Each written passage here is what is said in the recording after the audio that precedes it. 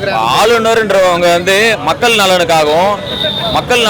நலனுக்காகவும் அந்த மாநில நலனுக்காகவும் தான் நியமிக்கப்படுறவங்க. ஆனா வந்து இந்த பாசிச பாஜக ஆட்சியில ஆளுநர் எல்லாமே அந்த அரசியலுக்கு உகந்தபடி தான் செயல்படுறாரு.